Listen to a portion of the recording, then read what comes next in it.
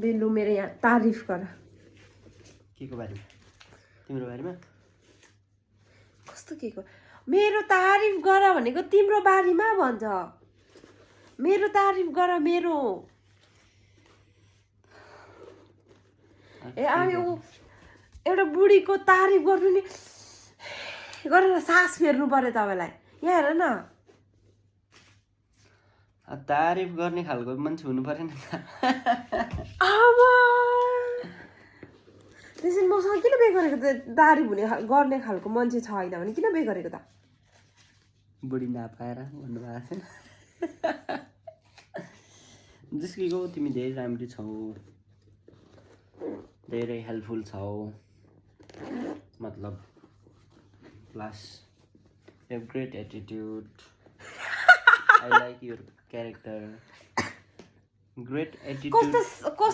great attitude in the sense great attitude कस्तो सादा उयो गरेको तारिफ पनि यस्तो पनि तारिफ कसले गर्छ तिमी त्यस्तोमै पटेको ऊ यस्तोमै पटेको यति सादा तारिफ चाहिँ गरेको थिएन है कहिले पनि तपाईँले गाइस हैन मैले यहाँ पुरा अहिले उसलाई पुरा मैले बिल्ड गरेको जस्तो लाग्छ कि अहिले अब कुनै दिन मलाई छोडेर हैन मलाई छोडेर अरू केटीहरू बे गर्नु पर्यो अरू केटीसँग बस्नु पर्यो भने अहिले मैले सिकाएको के भन्छ टेक्निकहरू सबै युज गरेर त्यो केटीलाई उयो गर्छ होला के बात त सही है सबै त्यस्तै होला अब सिचुएसन अब टाइम होला नि त सबैजनाको सबै त्यस्तै होला अरे त्यसो भने अहिले मैले जति सिकाउँछ यस्तो गर मलाई यस्तो गर म यस्तो गर्दाखेरि खुसी हुन्छु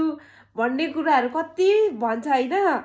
त्यो कुराहरू सबै भोलिपर्सि उसको कान्छी बुढीलाई सुनाउने भन्ने गर्ने होला क्या भन्ने होला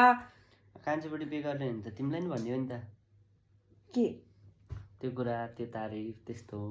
अनि मैले जति अहिले सिकाएको छ अहिले तारिफ गर्ने आउँदैन मैले सिकाउनु पर्छ यसो गर म खुसी हुन्छु त्यसो गर म खुसी हुन्छु यो जुनी नभने अर्को जुनीमा के चाहिँ अर्को जुनीमा अझै साँच्ची हो यो